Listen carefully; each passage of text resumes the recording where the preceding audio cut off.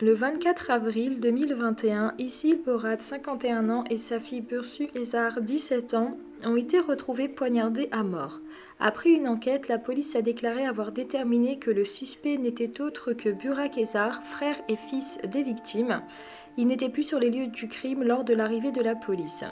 D'après le récit du beau-père, on apprendra qu'à son arrivée du travail, il constata que la porte du domicile était verrouillée.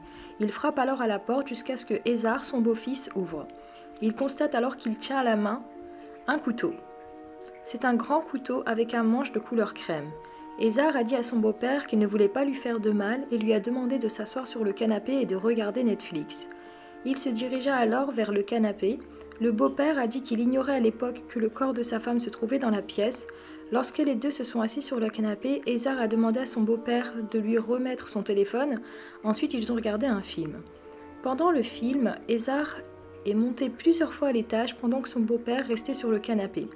Mais à un moment donné, alors que Ezar était dans la salle de bain, le beau-père a alors un mauvais pressentiment et décide de vérifier la chambre. En ouvrant la porte, il dit avoir assisté à une scène de film d'horreur. Il a alors découvert le corps gisant de sa fille et de sa femme au sol dans une mare de sang. C'est alors que Ezar a dit à son beau-père « J'ai fait quelque chose de mal ». Le beau-père bouscule alors Ezar pour tenter de s'enfuir de la maison. Il réussit à s'échapper en brisant la porte d'entrée. Il se réfugie alors chez ses voisins et appelle la police. Ezar, qui a pris la fuite, avait un billet pour San Francisco où vit son père biologique.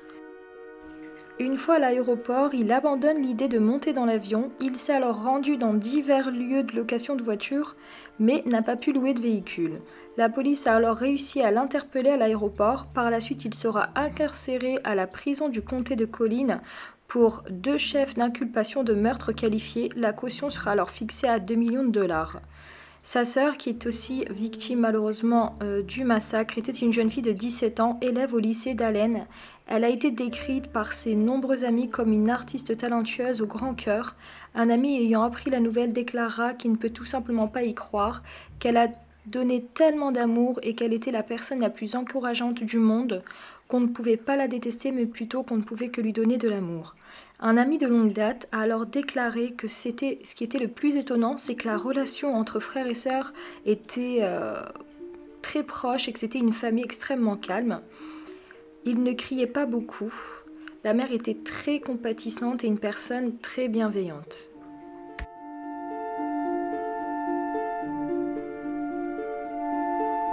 Unthinkable, stabbing and killing his 17-year-old sister, Burcu Ezar, and their mother, Ishel Borat, inside their Allen home off Nueces Drive. My heart breaks for any child that is in a situation where he felt he needed to do this. Police were called to the home Saturday morning after Ishel's husband, the children's stepfather, arrived home. Burak Ezar was still there. But they were there together for a period of time, and then the stepfather discovers that there's a problem. Burak Ezar left before police arrived and took his stepfather's cell phone and ended up at DFW Airport.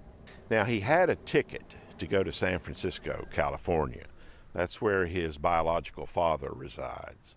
At some point, he abandons the idea. He tried to rent a car, but failed. Airport police found him and arrested him. He was somewhere on airport property.